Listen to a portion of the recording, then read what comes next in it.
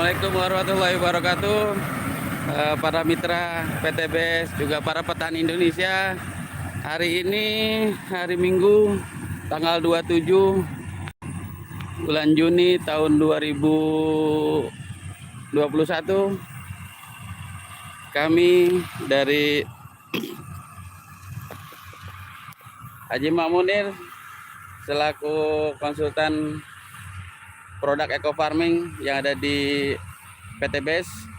Alhamdulillah berkah eco farming. Hari ini adalah hari panen ya.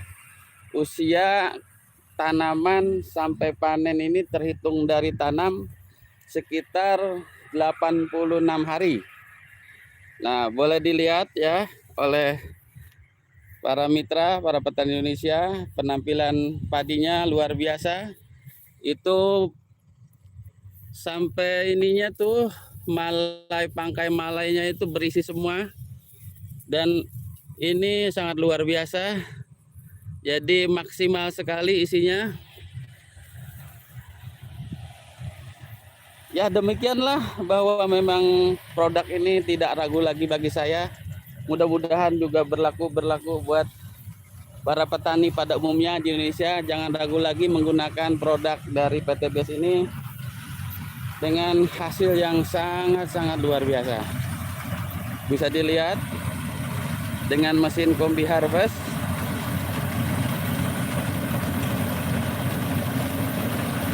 Wow, luar biasa.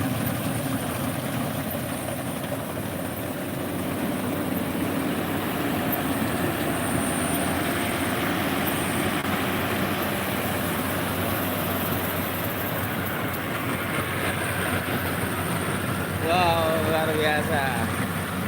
Para petani Indonesia, ayo mari kita buktikan sama-sama bahwa pupuk eco farming ini bukan pupuk yang sembarangan, tapi insya Allah pupuk ini memberikan keberkahan buat kita umumnya pada petani Indonesia.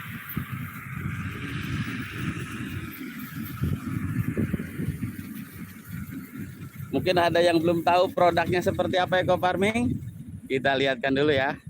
Ayo. Bentar, saya ambil dulu.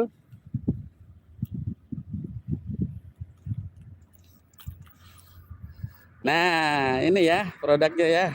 Produk yang mungil, unik, simple, dan ini menjadi satu solusi buat kita semua. Yang terpenting begini, Bapak Ibu sekalian, para petani Indonesia, yang paling utama dan yang paling pertama, bagaimana kita tahu tentang kondisi tanah. Kondisi tanah yang bagus itu seperti apa, ciri-cirinya maupun penampilannya. Kalau kita saksikan lagi.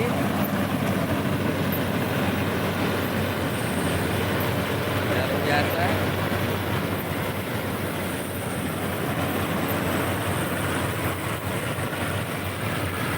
Pak Denny, halo dari Padang ya. Halo ya, Pak Denny monitor nih Pak Denny. Ya, kita sebagai mitra juga sebagai petani Indonesia, yuk kita sama-sama. Pertanian Indonesia ini jangan sampai kalah dengan pertanian di luar negeri. Makanya mohon maaf nih para mitra PTBS maupun para petani Indonesia, di kampung ini atau di desa saya ini, sayalah orang yang memulai segala sesuatu dengan sesuatu yang insya Allah bermanfaat. Mulai dari cara tanamnya, cara mengolahnya, bahkan sampai panen. Orang lain mungkin sekitar saya tuh lihat gundukan padinya masih banyak, mereka itu dengan menggunakan cara-cara yang manual. Jadi prosesnya juga agak lama ya. Kalau dengan ini insya Allah, ini luasnya kurang lebih yang sedang dipanen ini kurang lebih 2 hektar. Tadi mulai sekitar jam 9-an lah, kurang seperempat. Kira-kira sampai selesai kayaknya nggak lama deh. Paling sekitar 2 jam lah. Ini udah kelihatan nih udah mulai habis sebagian. Yang bikin menarik ini ternyata rahasianya kalau dengan kita menggunakan kombi harvest dengan teknologi yang modern ini, hasilnya itu dari padinya itu maksimal ya. Artinya seperti jerami itu juga jerami-jerami yang ditinggalkan nih, bisa dilihat ya, itu tertata rapi ya. Nanti kita bisa manfaatkan ini sebagai kompos nantinya pada saat olah tanah nantinya ya. Nah ini ternyata di balik ada teknologi canggih ini, disitulah ada harga yang menarik. Harga yang menarik yang dimaksud adalah bahwa dengan eco farming kita gunakan tanahnya jadi subur, tanamannya sehat, bulir padinya maksimal ya.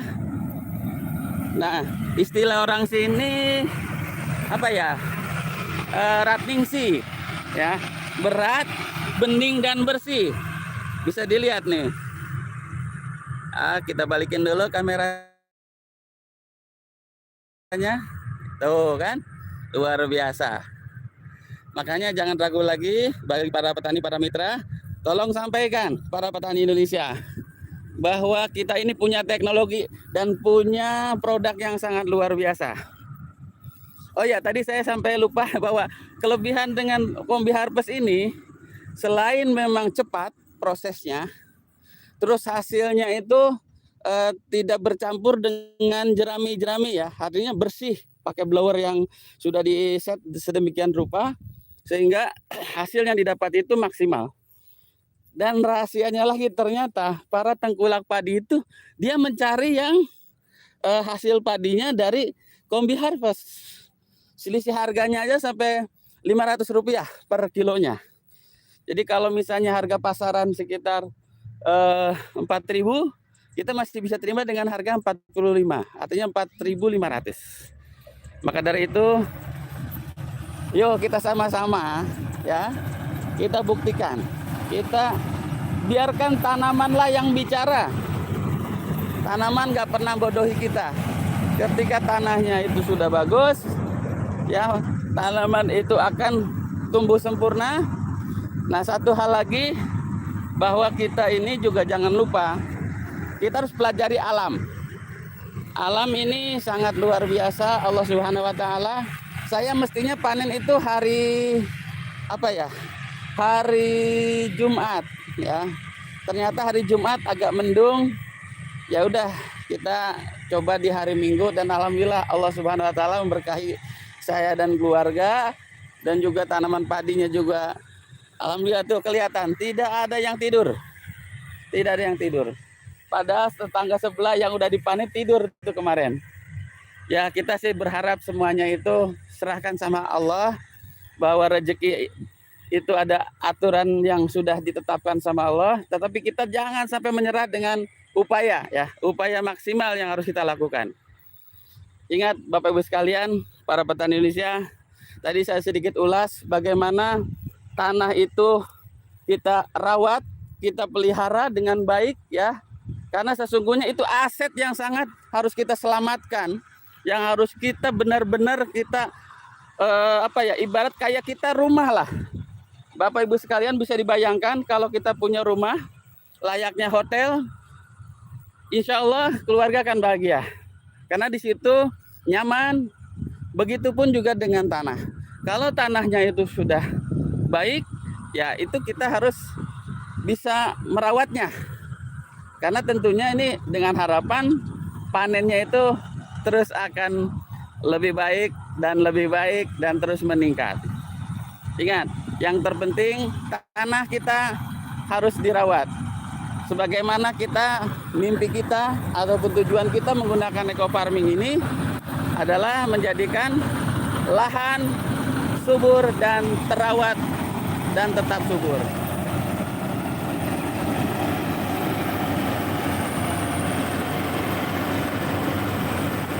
Wah, luar biasa ya. Oke, ada jeda iklan dulu barusan. Mesin kombi lewat, jadi agak suaranya kurang terdengar.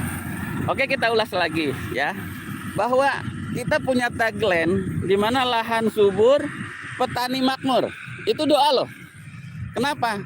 Kita berdoa sama Allah mudah-mudahan ini tanah tetap subur. Selain upaya teknologi dilakukan dong. Ya kan? Setuju kan nih? Oke. Nah, lahan subur. Sudah dipastikan kalau lahan subur, tanaman apapun bisa dipastikan akan tumbuh normal, tumbuh sehat. Jadi jangan ragu lagi sini. Nah, yang terpenting tadi yang saya sampaikan bahwa lahan subur itu tidak bisa seperti balik tangan ya.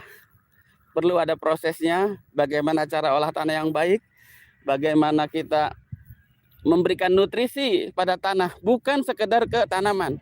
Artinya begini, Bapak Ibu sekalian atau petani Indonesia, dengan kita memberikan nutrisi ataupun memberikan mikroba di dalam tanah itu sama aja kita memproduksi pupuk di lahan kita. Kalau kita sudah punya pabrikan pupuk di lahan kita, artinya tanaman itu akan dengan senang, dengan bahagia, dia akan tumbuh sehat. Dan itu sudah diyakini sama saya. Mudah-mudahan bisa diyakini oleh para petani lainnya. Ya, karena ini penting. Pelajarannya sangat luar biasa. Kalau mengelola pertanian itu yang paling utama bagaimana mengelola lahan.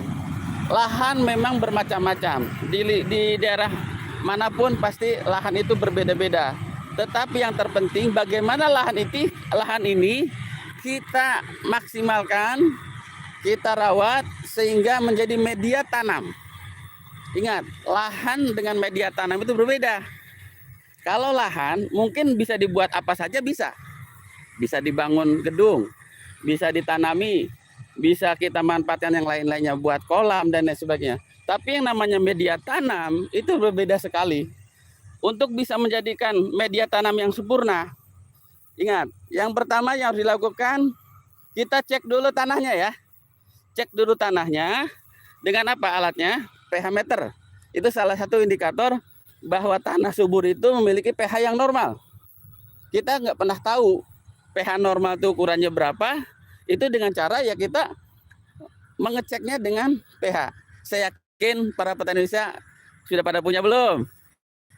Oke, kalau belum, ayolah, harga nggak seberapa. Kita investasinya itu jangka panjang. Alat itu memang nggak terlalu mahal, tetapi itu bisa membantu kita. Bagaimana kita tahu tanah kita itu layak dan subur. Ya. Nah, satu itu, kita punya alat itu.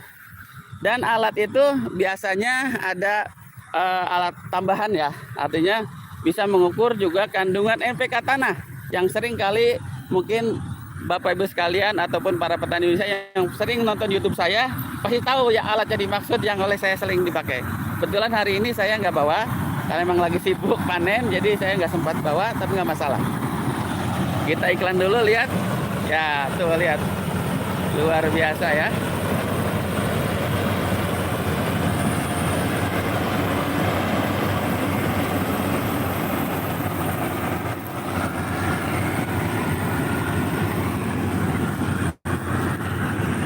Oke, Bapak Ibu sekalian, tidak mengurangi dari prosesi, kita tetap jalan, kita santai aja.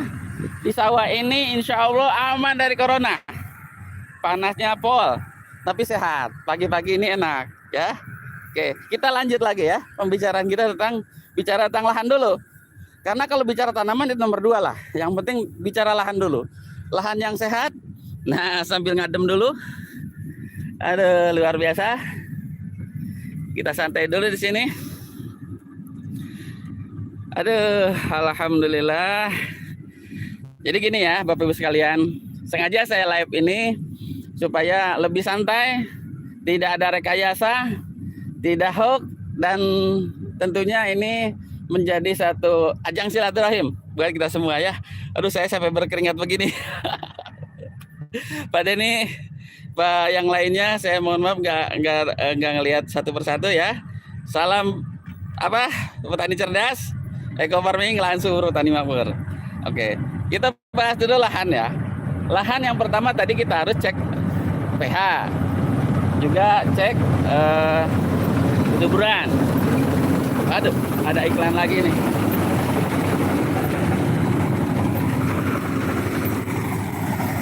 Oh, lihat tuh, lihat. Prosesinya sangat cepat. Ini posko ya. Posko saya biasanya di gubuk inilah saya bisa kontrol lahan saya. Ya, tuh lihat.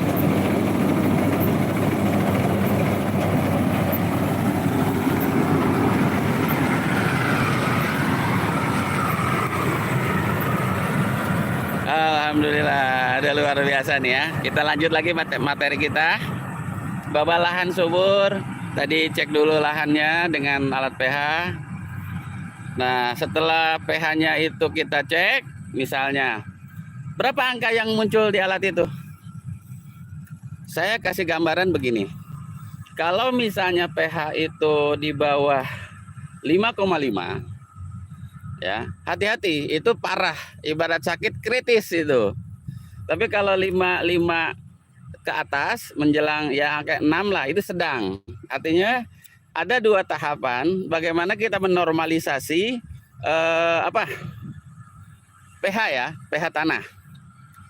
Kalau seandainya itu pH angkanya itu menunjukkan angka 5 ke bawah lah ya. Nah, silakan gunakanlah kapur pertanian atau dolomit. Karena itu salah satu dari upaya menaikkan dari ininya ya, pH-nya. Adapun untuk dosis ya, dosis itu relatif. Nanti ada di tabel. Ada apa, Bah? Anak bakul ya. Oh iya, iya. Mana api? Ya, siap. Itu si Abah nih tuh. Nih Abah ini luar biasa, siang malam yang ngontrol sawah saya. Ya, ini satu keluarga kebetulan. Satu keluarga mulai abahnya, terus bapaknya, sampai anaknya merawat sawah saya ini. Alhamdulillah. Jadi beliau juga turut membantu proses ya. Ingat, sehebat apapun teknologi ya, kalau tidak ditunjang dengan pelaksana atau bahasa kalau di pabrik mungkin karyawan ya. Kalau kita namanya penggarap atau istilahnya penyawah. Nah, kalau penyawahnya itu kita juga pahamkan caranya, metodenya. Itu sama aja kita memfotokopi atau menduplikasi juga. Ya. Kita balik lagi masalah pH. Oke ya. pH itu tadi yang saya sampaikan bahwa kalau itu di bawah 5 itu wajiblah hukumnya kita menggunakan dolomit. Nah, lain cerita kalau masih di atas 5,5 ya, itu masih bisa kita bantu dengan eco farming ini. Eco farming juga bisa untuk menaikkan pH. Cuman prosesnya itu tidak secepat dolomit ya. Ini perlu waktu sekitar 2 bulanan lah. Makanya supaya yakin, saya sangat menyarankan kepada seluruh petani Indonesia wajib punya alat itu. Di masalah belinya di mana silakan. Banyak toko yang menjual. Yang terpenting setiap fase pertumbuhan, setiap kita minimalnya menjelang olah tanah itu kita cek dulu. Apakah tanah saya ini masih sehat? Apakah tanah saya ini sakit? Nah, kita harus mengerti. Semakin kita mengerti terhadap lahan, berarti kita semakin peduli dong sama lahan tersebut. Nah, itu baru pH ya. Nah, kalau di Indonesia pada umumnya pH-nya itu memang untuk tanah-tanah yang sering tergenang itu rata-rata asam. Dan yang terpenting lagi Bapak Ibu sekalian, para petani Indonesia, ingat, saya tidak melarang dan saya tidak istilahnya menganjurkan. Jadi kalau menggunakan pupuk-pupuk kimia itu sebetulnya satu sisi memang ada manfaatnya, sisi lain ada dampak negatif. Nah, ini yang merupakan kebiasaan para petani Indonesia. Ketika dia itu menggunakan kimia, itu sama aja kita meracuni dong atau merusak, terutama pH. Ingat, efek dari kimia itu menurunkan pH. Jangan sampai kita terjebak mupuk tapi kita menjadi masalah. Gitu kan. Nah, ini mohon maaf. Jadi penggunaan kimia itu sifatnya ya kita harus bijak, nggak bisa langsung main pakai aja. Takarannya harus pas, bisa berlebihan itu jadi masalah, Bapak sekalian. Nah, ini kebetulan ada nyonya nih. Ya kan, Pak Denny dari tadi dia monitor kita. Tuh Abah juga ada ya. Abah gimana, Bah? Coba pengen dengar dari Abah, bagus kan nih padi saya, Bah? Bagus, betul. Bagus, ya. Bagus. Ya, Abah siang malam ya. Iya. Mulai bantu benerin Bantu lahan. bener-bener lahan Bapak. Iya, Saya nih. termasuk air ya, Pak ya. Nah, ini ingat, air itu ya. Iya. Memang padi itu bukan tanaman air ya, Bah. Iya. Tetapi kita juga harus bijak di sini, ya. Air itu tidak selamanya ini direndam, nggak boleh. Iya. Jadi sewaktu-waktu dibuang, Pak ya. Buang. Nah, Iya. berapa hari sekali, Bah? Ya bangsa seminggu lah. Tuh, Seminggu ini bukan sehari. saya yang bicara loh. Ini penyawahnya. Jadi Iya. jangan sampai ragu lagi. Iya. Ini insya Allah Abah walaupun usianya udah hampir 70 ada, Bah. Iya. 70. Tapi Abah bisa menangkap bahwa pertama ya, Abah ini dari kecil memang benar nih, ini juga anaknya nih, cucunya. Oke enggak, Kang? Oke. Mantap. Ini lagi se-Indonesia nih, lihat semua nih. Ya. Iya. Yang pasti bahwa Abah ini memang pejuang. Kenapa dibilang pejuang? Ingat, petani itu adalah pahlawan pangan.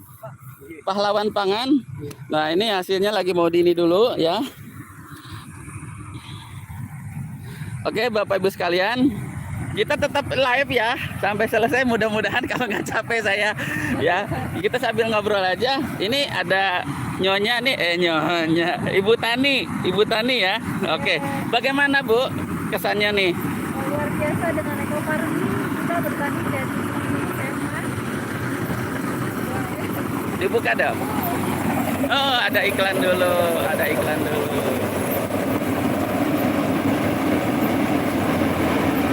Ini diturunkan ini. Tadi ini udah dikasih ininya.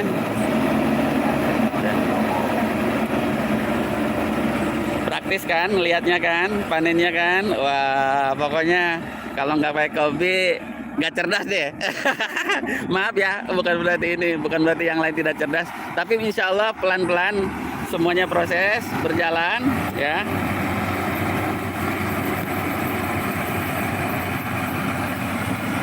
Oke, tadi Bunda ngomong apa nih? Buka dulu maskernya biar cantiknya kelihatan. Ini putri padi ya. Kalau di ininya namanya ada bukan putri apa namanya? Putri Indonesia, ini putri ekofarming kali ya. Putri ekofarming. Karena tadi takut ngebul. Oke, kita sambil nunggu siap-siap mau sedikit ngasih tip katanya Bunda nih. Silakan Bunda.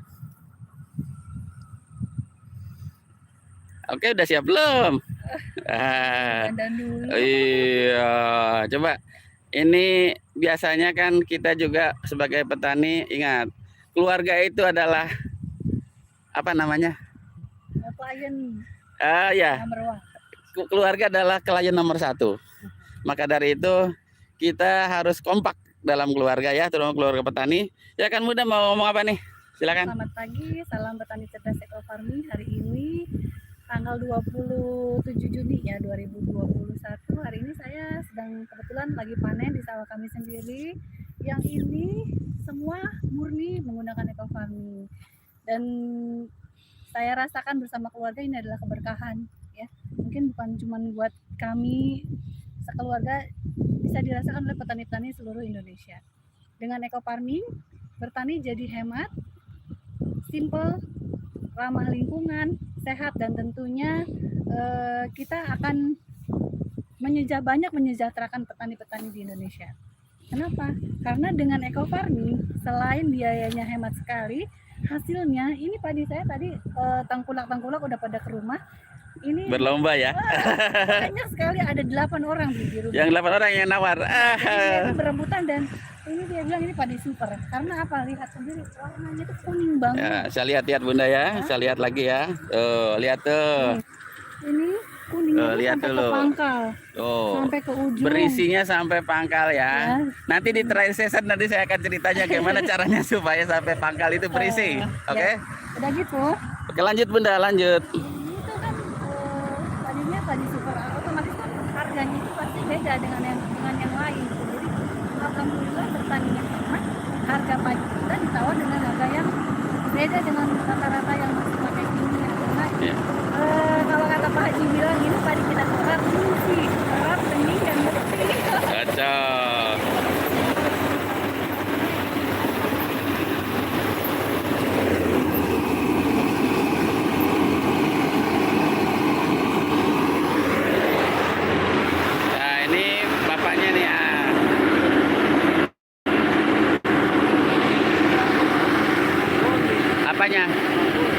Ya, bentar. Bentar. Nanti pulang dulu aja nggak ada Ya. pesawat.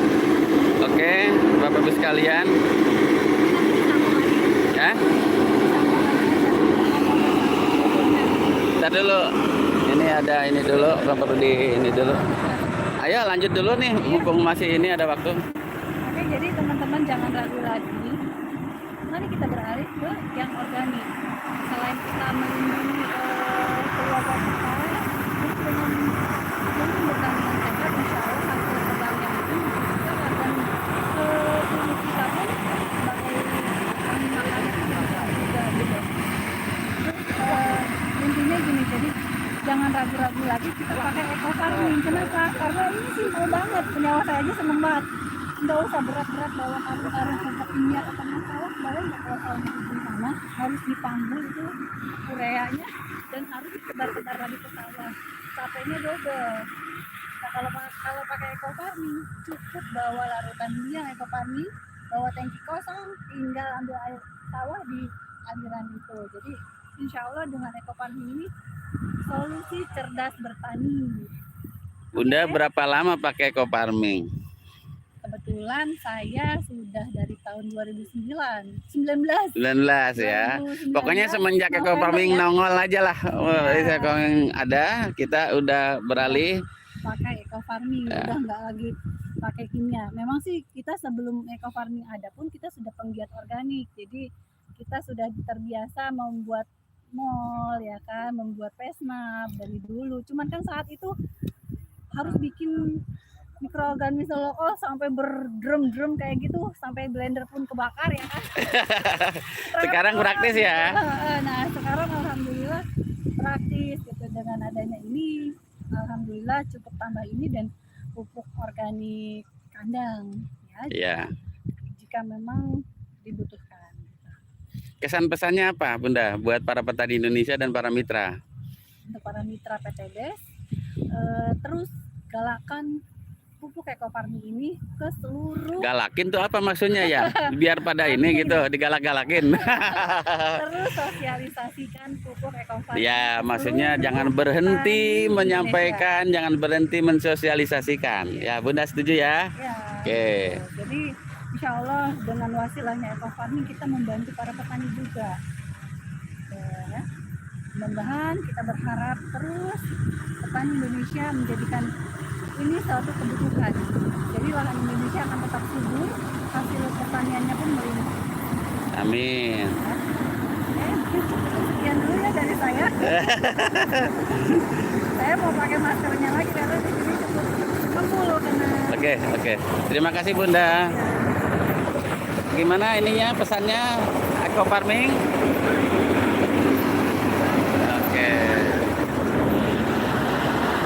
Oke, Bapak Ibu sekalian. Kebetulan saya dari tadi juga dipanggil-panggil sama penyawa saya. Harus sedikit menangani untuk penjualannya. Ini kan yang nawarnya udah 8 orang nunggu di rumah. Jadi insya Allah hasil produksi atau hasil panen dari eco farming insya Allah menjadi primadona. Yang penting kita bagaimana mengelola ya. Tadi kan saya bincang-bincang tentang lahan. Mulai dari pH kita harus tahu pH yang idealnya berapa? 7 ya. Saya udah coba waktu menjelang mau tanam itu kita cek langsung 7 memang, dan alhamdulillah itu tetap bertahan. Karena kita terus rawat, masalahnya di situ. Oke, lanjut mengenai tanah juga ya. Ingat, ini juga saya kenapa berani full organik ya. Ini bukan tanpa syarat dan ketentuan tentunya Bapak Ibu sekalian. Jadi kita mau full organik ya. Kita persiapkan lahan itu selain tadi cek pH, juga kita harus mengelola bekas jerami misalnya. Itu jangan sampai dibakar loh ya. Jangan sampai dibakar. Karena dengan membakar sama aja kita membuang pupuk. Jangan salah. Nah, ya Bapak Ibu sekalian. Ingat, saya pesankan kepada seluruh petani Indonesia, limbah pertanian, kalau padi mungkin jerami ya, kalau di sawit, jangkos ataupun daun-daunan, bahkan rumput sendiri itu bisa kita kelola menjadi kompos ya. Kompos yang nantinya bisa menjadi tambahan nutrisi buat padi kita atau buat lahan kita. Jadi kuncinya tadi cek pH, lalu kita tambahkan bahan organik. Bahan organik bisa langsung dari lahan tersebut kita olah menjadi kompos. Ya, tentunya ada cara-caranya dengan fermentasi. Ya, berapa lama fermentasi untuk limbah? Itu kurang lebih 10 hari atau 15 hari. Nah, boleh juga ditambahkan yang namanya ini kotoran hewan ya. Cuman hati-hati, kotoran hewan tidak bisa langsung kita pakai ya, tapi tetap kita harus dimatangkan dulu. Bahasanya itu siap pakai. Caranya gimana? Diamkan dulu. Dan kalau memang mau dipercepat, boleh tambahkan semprot eco farming. Nah, berapa jumlah yang harus di dosisnya ya?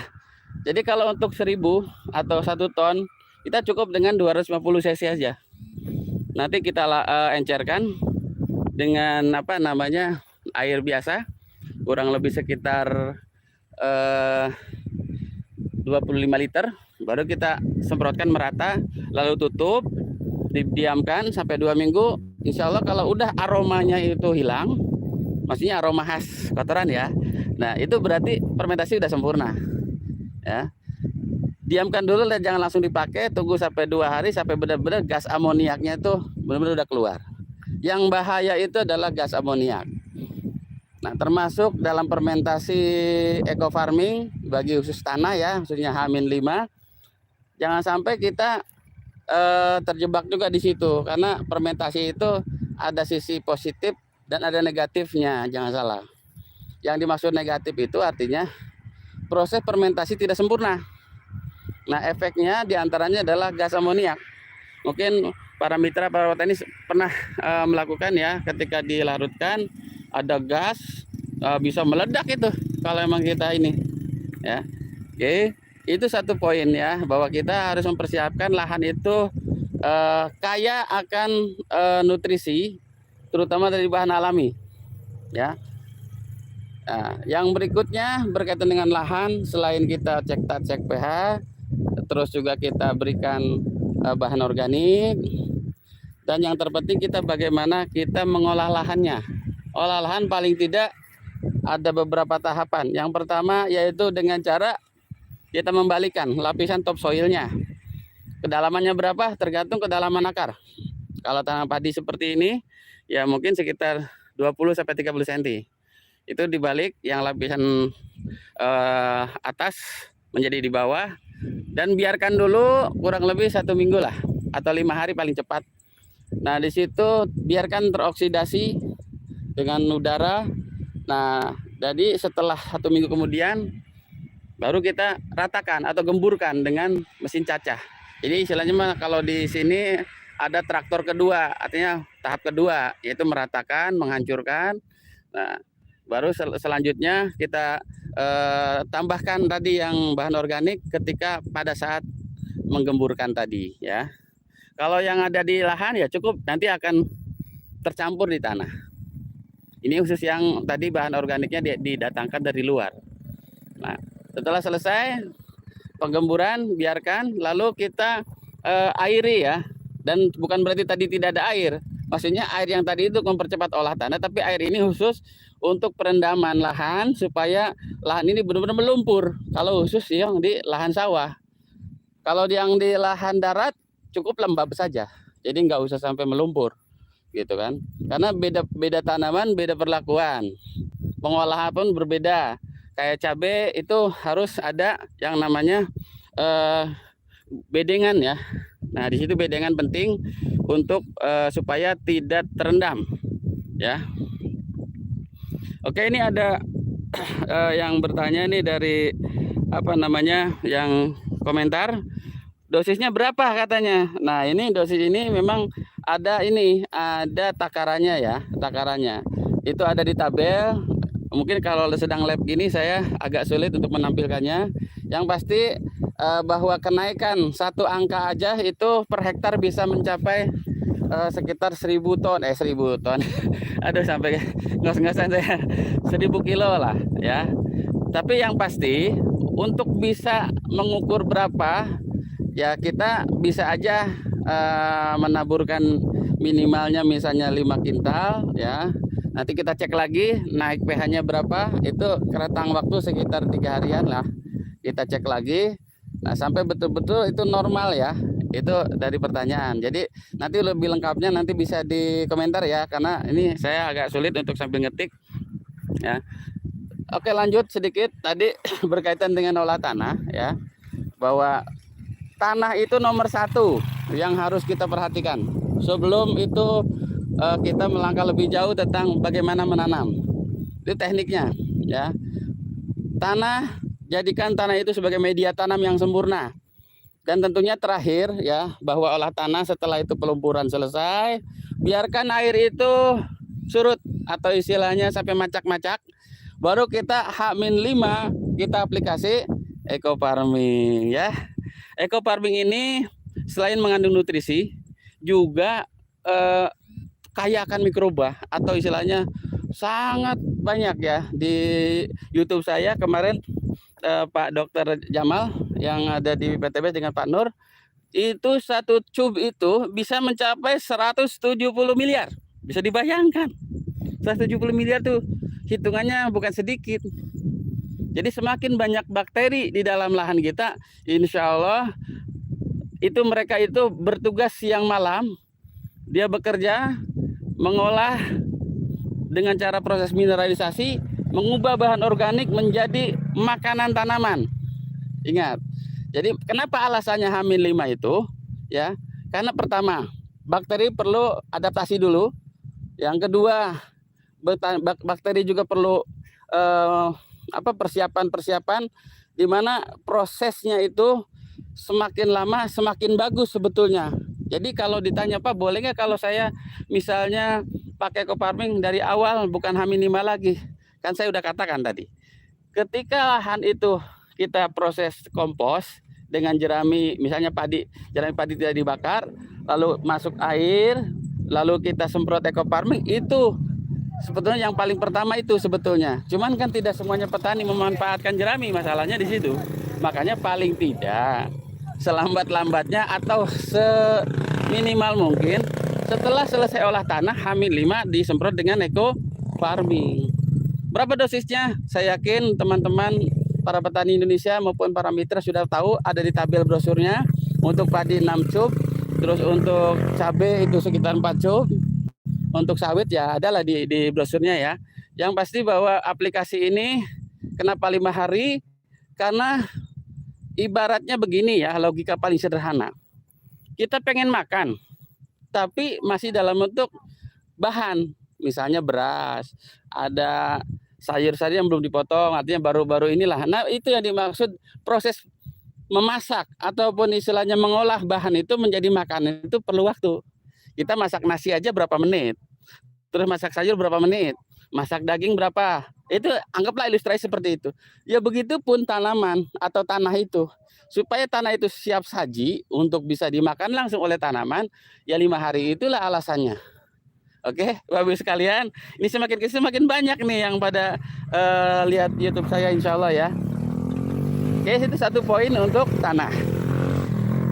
Nah, tanah juga ya sangat-sangat dipengaruhi oleh faktor air. Ingat, air ini juga kita harus perlu ukur ya, pH-nya berapa, kandungan mineralnya pun berapa. Jadi air dan tanah itu tidak bisa dilepas atau dipisah. Jadi bisa saja tanahnya enggak bagus, tapi airnya bagus, itu menjadikan tanah bisa bagus. Sebaliknya, bila tanahnya itu bagus, tapi airnya mungkin tidak bagus, yang tidak bagus di sini bukan berarti kotor, bukan berarti nih kayak begini nih, aliran sungai ini. Nih kelihatannya kan coklat nih. Ini bukan berarti jelek, tapi kita harus dilihat dari ininya pH-nya, itu juga dilihat dari mineralnya. Nah, itu yang penting air di sini adalah air yang memang tidak mengandung bahan kimia atau limbah ya. Sebab di zaman sekarang ini kan modernisasi, kadang-kadang lahan-lahan subur itu menjadi marginal atau istilahnya jadi miskin karena memang air sungai yang seperti ini nih, mohon maaf ya. Ini masih di daerah kami, di daerah Kerawang ini, walaupun coklatnya ini masih alami karena lumpur, bukan warna hitam ya. Kalau warna hitam itu biasanya ini apa sudah mengandung limbah, biasanya limbah pabrikan yang cair mau padat ya. Nah, yang unik nih Bapak Ibu sekalian, bisa diperhatikan ya. Di aliran sungai ada apa nih? Ada tanaman air yang namanya eceng. Nah, eceng ini sangat baik sebagai penetralisir air menjadi apa? Sehat ya. Karena eceng ini bisa bisa menyerap limbah, logam berat, masuk racun, termasuk bekas pestisida.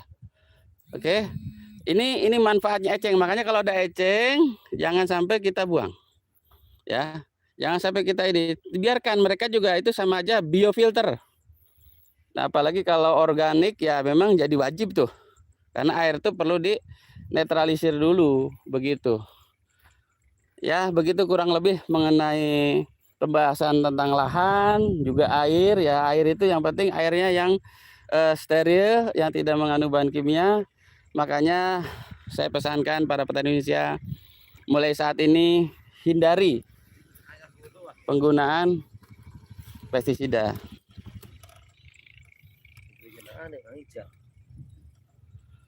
Karena dengan pestisida itu nanti mempengaruhi airnya terkontaminasi dengan bahan kimia, gitu ya Bapak Ibu sekalian. Oke, mungkin selanjutnya kita nanti lanjut lagi karena ini ada tamu ya ini. Oh, mana?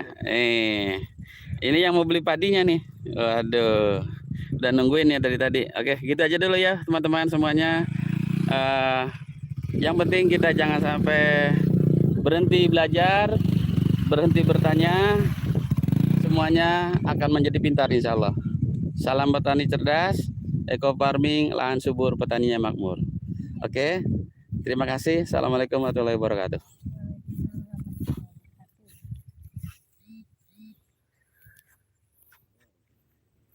Lagi siaran langsung mau kayak.